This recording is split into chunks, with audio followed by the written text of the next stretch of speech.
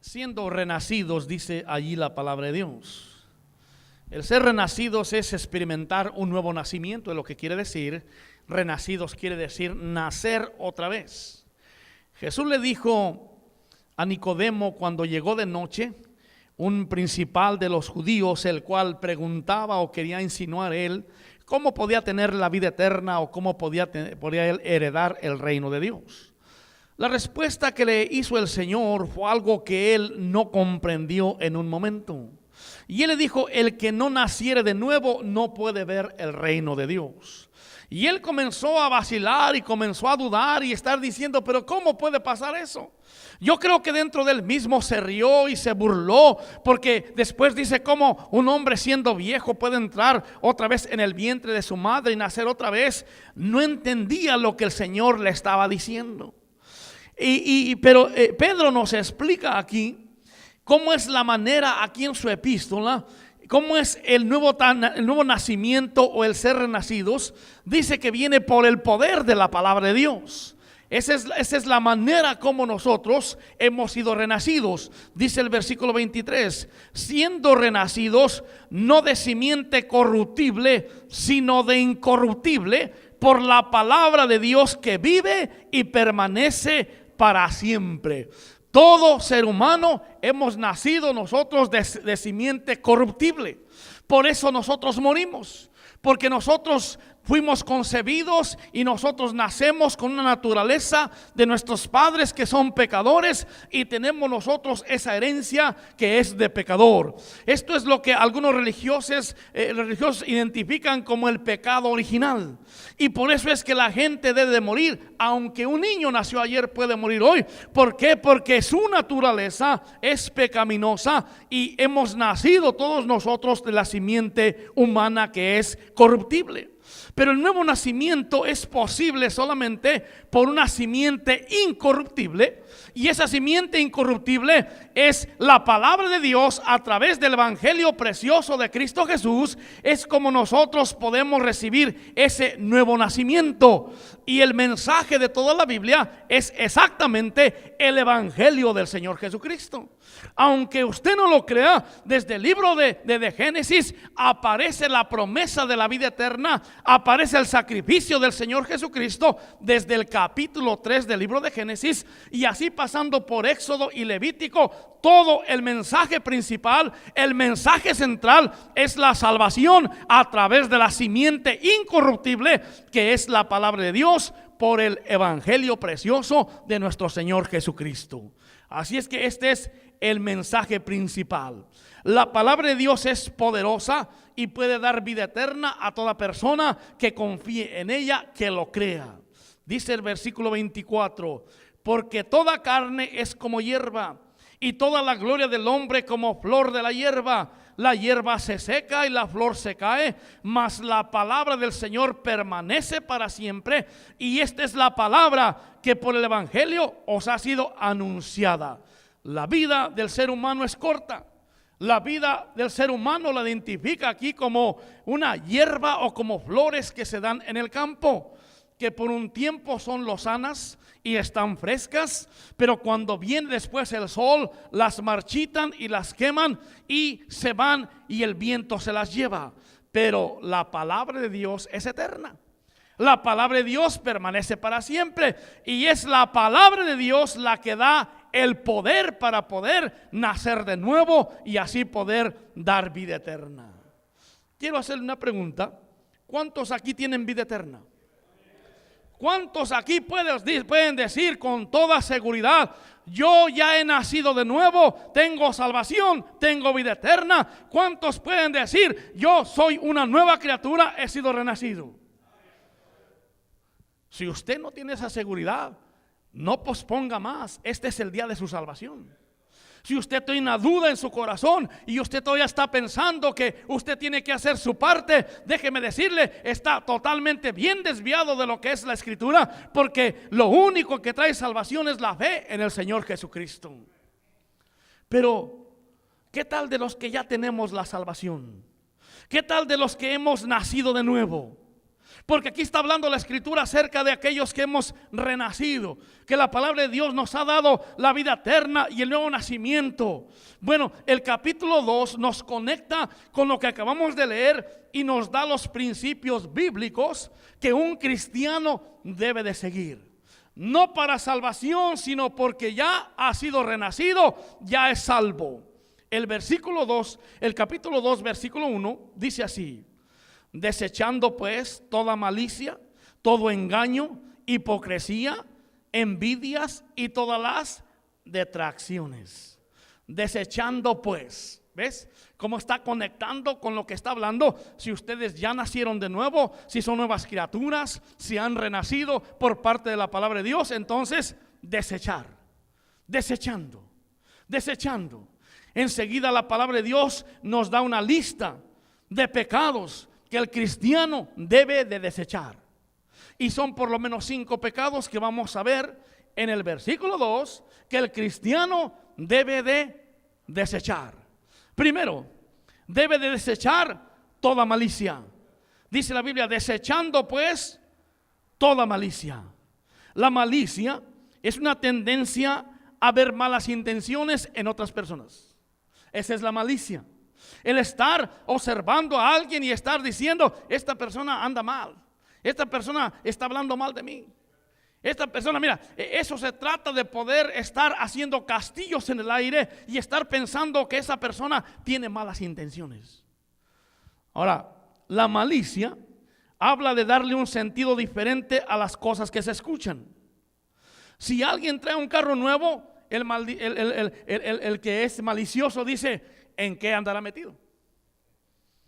A lo mejor se metió ya con los narcos, a lo mejor ya anda de ratero, quizás está haciendo malos negocios. Y hermano, el malicioso comienza a pensar mal de las cosas que otros están haciendo. ¿Por qué no pensar que a lo mejor Dios lo está bendiciendo?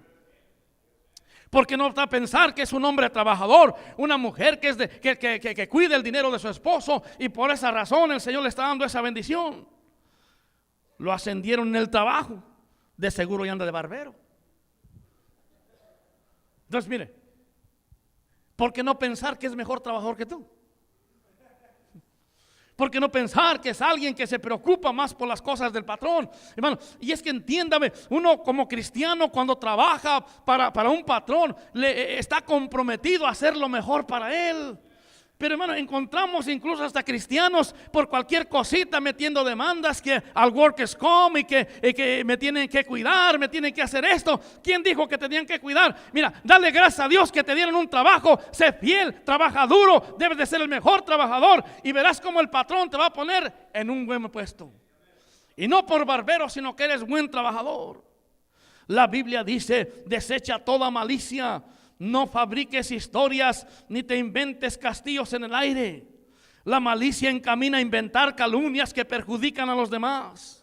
Yo creo que fulano de tal anda con sutana. Mire, existen, hermano, muchos malos pensamientos y mentes pervertidas que están diciendo, yo creo que esa mujer se anda metiendo con alguien. Hermano, mire, déjeme hacerle una pregunta. De los seres humanos, ¿quiénes son los que no tienen malicia? ¿Quiénes son? Los niños, ellos no tienen malicia. Los niños creen. Los niños no desconfían. Los niños no perciben la maldad. Ellos creen, hermano, que todas las cosas son lo mejor. Ellos piensan, mi papá es el mejor papá del mundo. Ellos piensan, hermano, que no hay maldad en aquella persona que se está acercando. ¿Por qué, hermano? Porque son niños, no tienen malicia. Por eso el apóstol Pablo les escribió a los corintios tocante a este tema en 1 Corintios capítulo 14.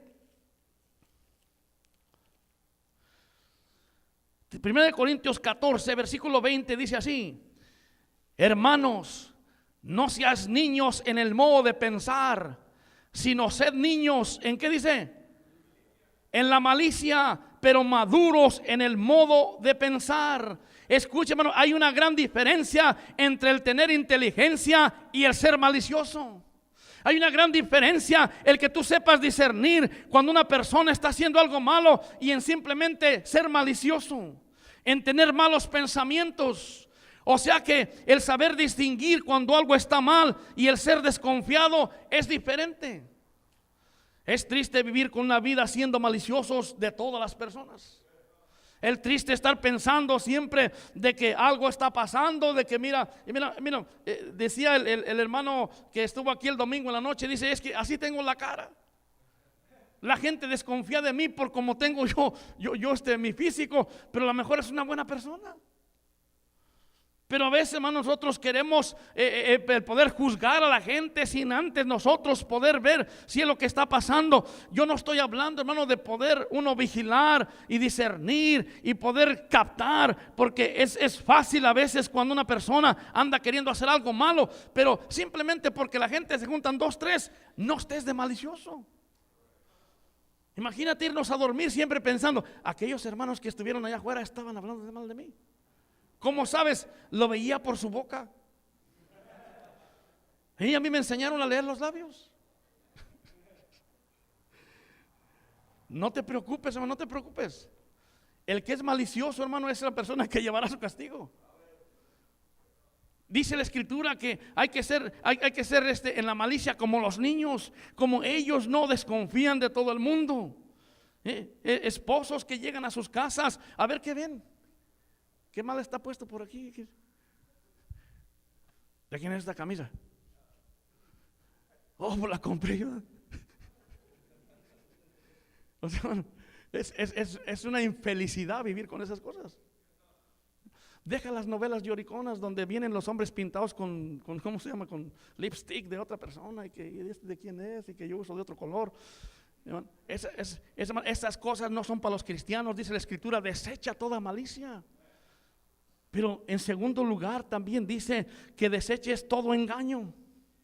Regresando por favor ahí a primera de Pedro, el capítulo 1, el capítulo 2, dice la siguiente frase: desechando pues toda malicia y todo ¿qué? Engaño, todo engaño.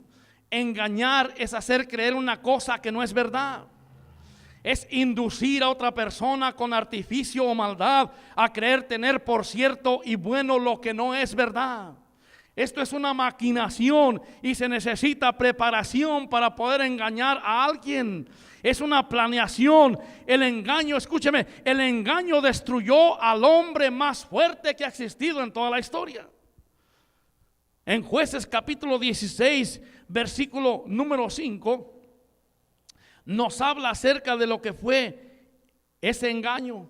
Jueces 16 y el versículo 5 dice así de esta manera: y vinieron a ella los príncipes de los filisteos y le dijeron, ¿cuál es la palabra que aparece ahí?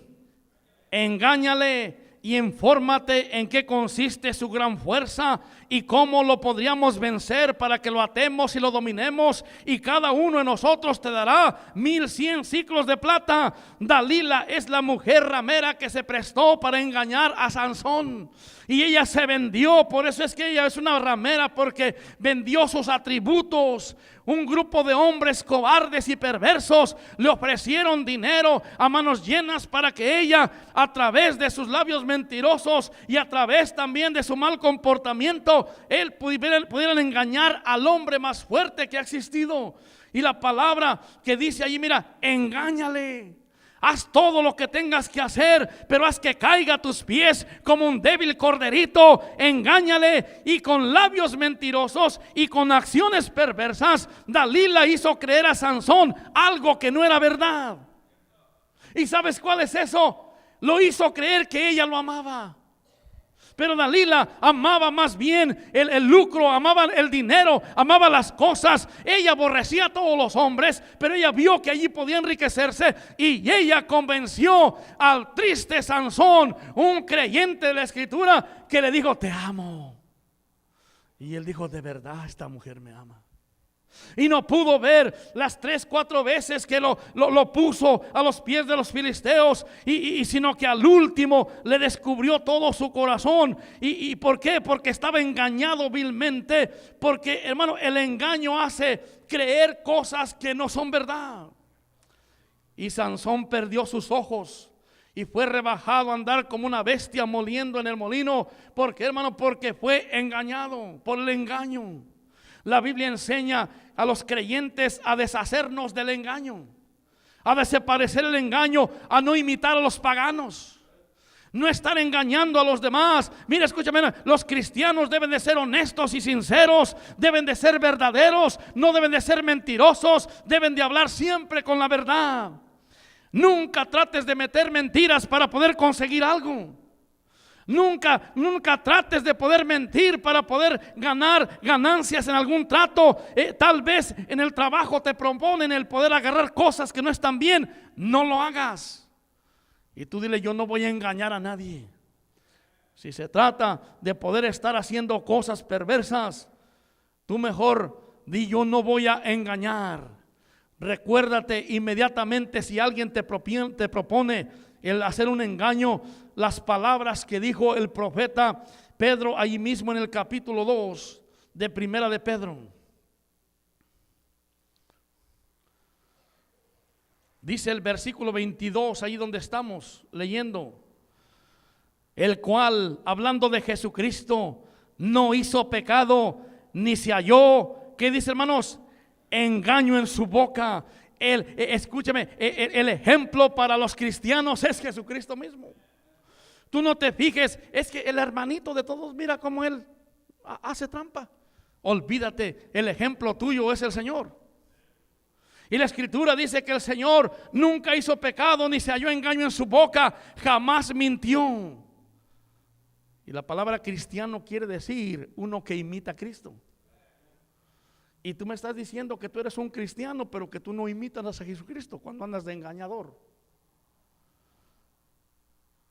¿Qué responsabilidad tenemos los creyentes de ser sinceros? ¿Qué responsabilidad tenemos de ser honestos, de no engañar a los demás, de no aprovecharnos? Yo sé, hermano, que Dios a algunos les ha dado la habilidad para poder hablar, para poder convencer acerca de tratos que se hacen, pero por favor, hermano, no te aproveches de la gente. Sé honesto. Porque estamos cansados, hermano, de muchas veces mecánicos que mienten, que dicen que le cambian una parte y no se la cambian. Estamos cansados de gente, hermano, que está diciendo que hace cierto trabajo, pero no lo hacen. Que no seas conocido como el engañador ni como el tramposo, el que miente para sacar provecho. Es que si no se hace, no se puede.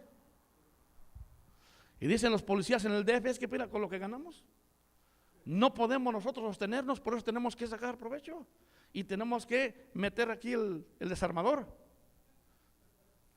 Yo creo, hermano, que el Señor es fiel, y si uno es honesto, el Señor lo va a prosperar. Mejor que digan, ese hombre, esa mujer siempre son sinceros, siempre son honestos. Por eso dice el apóstol Pedro, desechando pues toda malicia, todo engaño. Pero después sigue tercer pecado que se llama hipocresía. Acuérdate, si tú has nacido de nuevo, si eres una nueva criatura, si eres un cristiano, un imitador de Cristo, tú tienes que desechar lo que es la malicia, no andar pensando mal de los demás, desechar todo engaño, el que tú puedas ser siempre sincero con tu esposa, pero después sigue la hipocresía. Desechando pues toda malicia, todo engaño, hipocresía.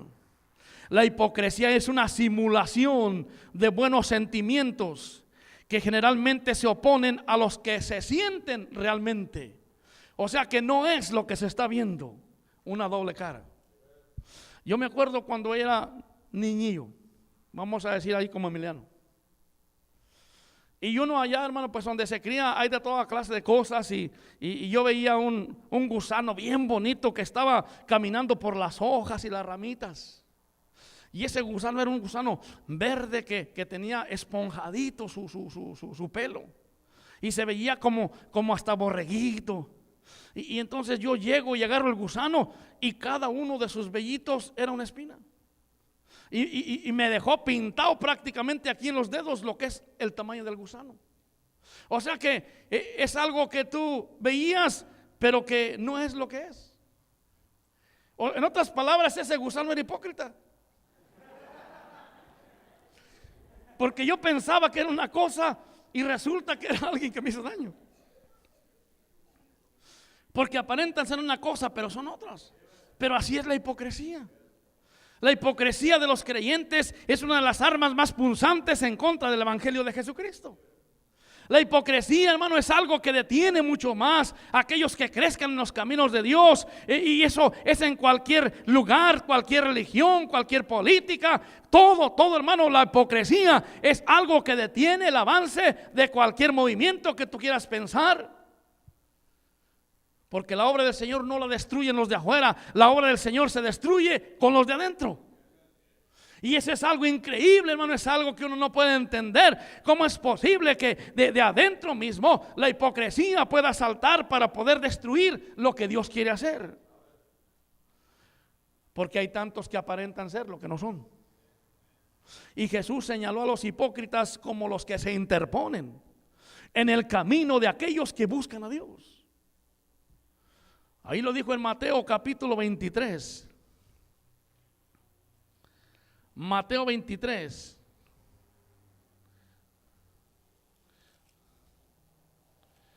Versículo 13.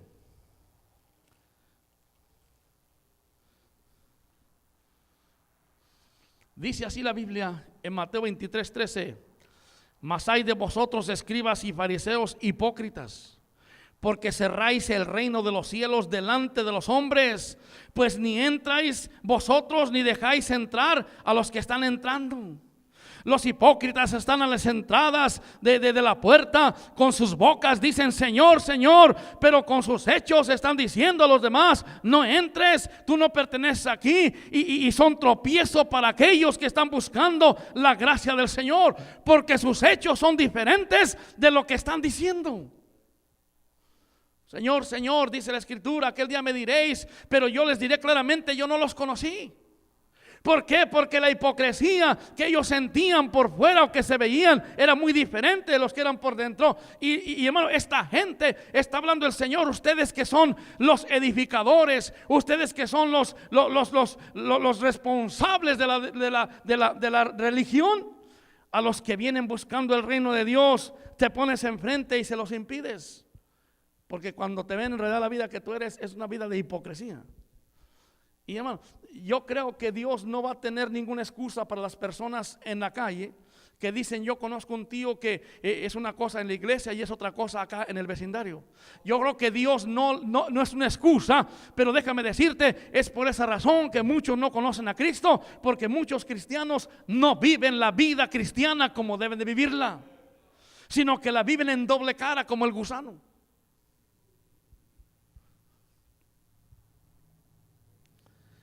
Y la Escritura ordena a los creyentes, a los que hemos renacido por el poder de la palabra de Dios, que no seamos hipócritas ni seamos de doble cara. Desechando pues, dice la Escritura, toda malicia, desechando todo engaño y también hipocresía. Pero vemos el cuarto pecado que quiere la palabra de Dios, nos ordena. No es una sugerencia, es algo que está diciendo, si tú eres un creyente, debes de desechar las envidias. Porque prosigue diciendo ahí, el mismo capítulo 2, el mismo versículo 1, desechando pues toda malicia, todo engaño, hipocresía, envidias. La palabra envidia es desear o querer lo que tienen otros. Eso es la envidia. El que se me vayan los ojos detrás de algo que yo no puedo tener. Pero existe algo más fuerte que eso. La definición de esta envidia es experimentar un deseo de disgusto por las posesiones de otra persona. O sea, enojarte porque alguien tiene otra cosa que tú no puedes tener. ¿A poco sí pueda llegar a hacer eso? Mira, observa lo que dice la Biblia en Proverbios.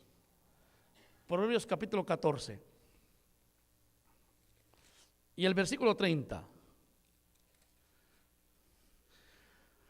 Proverbios 14:30 dice así: el corazón apacible es vida de la carne, mas la envidia es carcoma de los huesos. Es una enfermedad. La envidia es una enfermedad y quiero disculparme, no quiero ofender a nadie, pero es como osteoporosis, porque está diciendo que es carcoma de los huesos.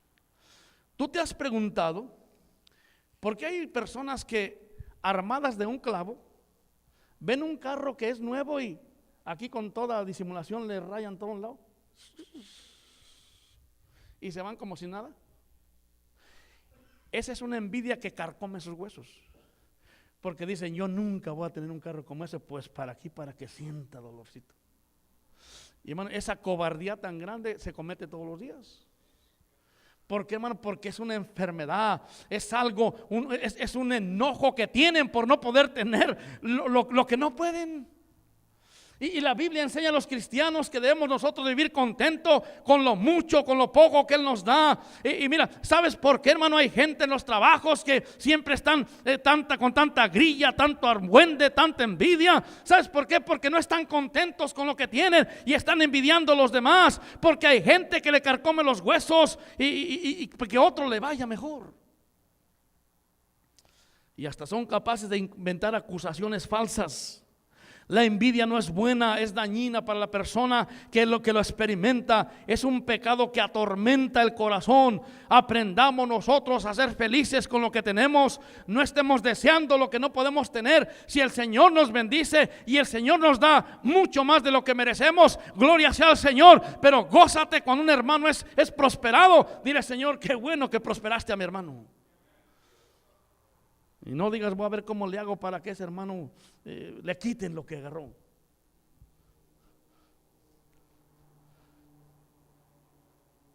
La envidia es la puerta que te lleva a una variedad de pecados más. Porque la envidia es querer tener lo que no puedes. Por eso la estafa viene por querer tener lo que no puedes. Por eso el robo viene por querer tener lo que no puedes. Por eso el adulterio viene porque no puedes tener lo que no puedes. Por eso la pornografía viene porque no puedes tener lo que no puedes. Y la envidia abre la puerta para muchos otros pecados. Por eso la Biblia es bien clara diciendo: desecha la envidia.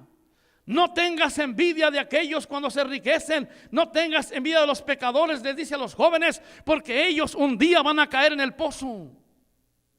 Fue el pecado de envidia lo que movió a los judíos a entregar a Jesucristo a ser crucificado, porque no le hallaron ningún delito, pero la envidia que ellos tenían, porque las multitudes iban con Jesús y las multitudes decían: este sí predica con la verdad. Entonces ellos por envidia lo entregaron a la muerte.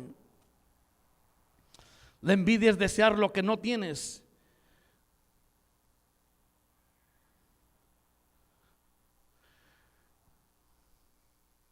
Puede convertirse en un deseo de disgusto por lo que otros poseen. O sea, en realidad quiero decirte que el tener envidia por algo no es el pecado en realidad. Porque tú dices: no, ese carro me gusta y ese es. Pero ya cuando tú entras en el asunto de que se hace hasta enfermedad y yo quiero tener eso, entonces es la envidia que carcome los huesos. Yo quisiera que mi esposo fuera como ese hermano. Hermana, tú cálmate, ora por tu esposo, vive feliz con él y no estés tú mencionando cosas que ni debes de mencionar. Nunca estés diciendo halagos a otro hombre en presencia de tu propio esposo. Porque luego a veces, mira, un hombre que estaba bien guapo, cállate la boca. Si eres una mujer casada, sé fiel a tu esposo, guarda tus palabras, tu corazón y no andes tú pensando en otras cosas, porque eso despierta envidia.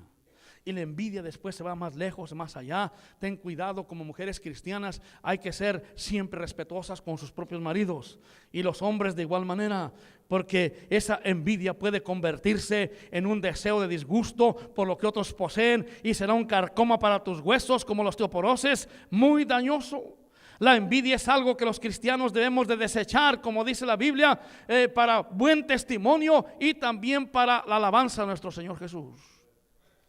Pero tenemos el último pecado. Y estas son todas las detracciones. Todas las detracciones. Leo el versículo que estamos teniendo allí. En el 1 de Pedro capítulo 2 versículo 1. Desechando pues toda malicia, todo engaño, hipocresía, envidias y todas las detracciones. Esta palabra detracciones, hermano, quiere decir desacreditar a ciertas personas.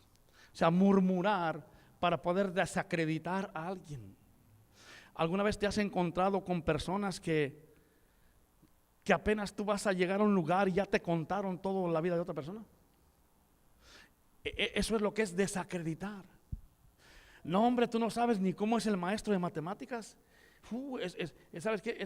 En realidad, ese es un ogro. Es alguien, mira, no lo conoces, es una fiera, te va a ir mal. Y después, cuando el estudiante conoce al maestro de matemáticas, dice: qué buen maestro es este. Y ellos lo critican porque es exigente, porque es recio, pero es un buen maestro. Pero aquellos malos estudiantes, aquellos flojos, están diciendo: ese maestro es una fiera, esto es lo otro. Lo hemos visto que anda sonándose los mocos por tal parte, y lo hemos visto todas cosas. Hermano, el detractor es alguien que está descifrando a la persona antes de que lo conozcan. Y déjame decirte, hermano, en la iglesia hay mucha gente detractora también, que cuando viene alguien a la iglesia, inmediatamente comienza: mira, ¿ves aquel? ¿Aquel otro? Sí. Hoy vas a conocer. Un día vino una familia a la iglesia un domingo. No fue un domingo, era un día que teníamos alguna comida. Y una familia, hermano, que dijeron: me gusta la iglesia, yo me voy a quedar aquí en la iglesia. Pero se puso a comer con un detractor. Entonces, cuando nos despedimos, le dije: nos vemos, voy a visitar a su casa. Fui el martes, y el martes llego y dice: no, mire, es que ya no quiero ir a la iglesia. Dice: ¿por qué? Dice: pues es que un hermano con los que ahí me junté me dijo que, me dijo él: es que a mí me gusta cantar. Pero me dijo un hermano: no, hombre, tú tienes primero que hacer puntos ahí en la iglesia. Y dice: y eso, pues no, eso está mal, me hirió.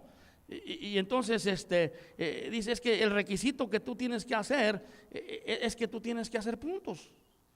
Y cuando tú escuchas la palabra hacer puntos, ¿qué se te imagina, no? No, pues tú vas a tener que ser barbero, tú vas a tener que ser aquello y el otro. Y entonces un detractor, hermano, desacreditando el propio ministerio de Dios. Hacer puntos. ¿Cuánto tiempo estás en la iglesia y todavía tú no entiendes lo que son principios bíblicos? No son puntos, no son, hermano, obligaciones, son principios bíblicos. Del que para que tú puedas participar en el ministerio, primeramente tienes que ser fiel a la iglesia. Hay algunos que dicen: oh, yo quiero cantar, pero yo no puedo venir el domingo en la noche. Necesitas aprender primeramente a ser fiel. Necesitas primeramente al poder estar constante en la iglesia. Y tenemos 3 servicios en la iglesia, de los cuales necesitas ser constante. Eso es lo que les he enseñado a los hermanos. Para poder participar en la iglesia, necesitas ser alguien que está convencido de la doctrina. Si eres alguien que todavía quieres lucirte en el mundo, hermanita, con tus pantalones apretados, tú no puedes participar en el ministerio, porque estás provocando lo que es la lascivia de los hombres que te están siguiendo cuando vas caminando y contoneándote todo por ahí. Entonces, los principios que les enseñamos a los hermanos dicen que hay que hacer puntos. ¿Ves? Y puedes durar aquí todo el tiempo que quieras, los años que sean, y vas a seguir con tu misma mentalidad, que se trata de hacer puntos. No, se trata de los principios que Dios quiere, de la palabra que debemos de hacer para ser cristianos de verdad. Pastor, pero yo en la iglesia, en otra iglesia donde yo fui, me metieron a servir. Pues a mí no me importa lo que hagan en otra iglesia, pero en esta iglesia tú no puedes servir si tú no eres fiel primeramente, si tú no eres alguien que estás de acuerdo en la sana doctrina, si no eres alguien que estás dispuesto a apoyar a la obra del Señor. ¿Para qué vamos nosotros a perder tiempo?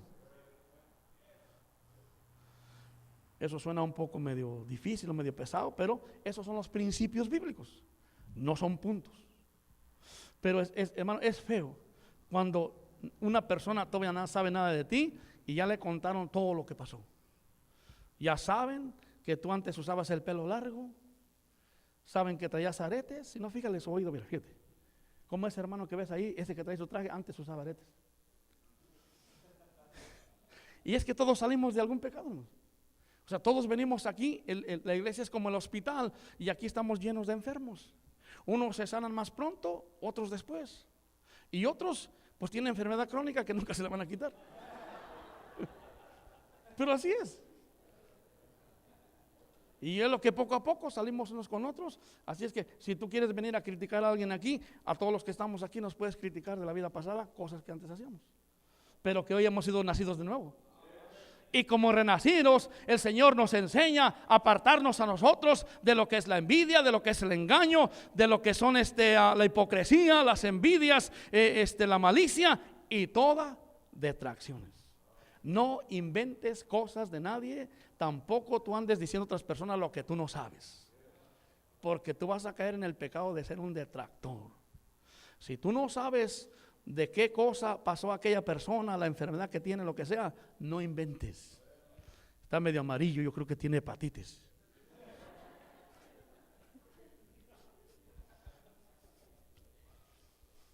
Todo es por nuestro bien. El Señor nos enseña eso. Que si hemos renacido de nuevo por la palabra de Dios, seamos separados, apartados, diferentes. Señor, te damos gracias por esta tarde.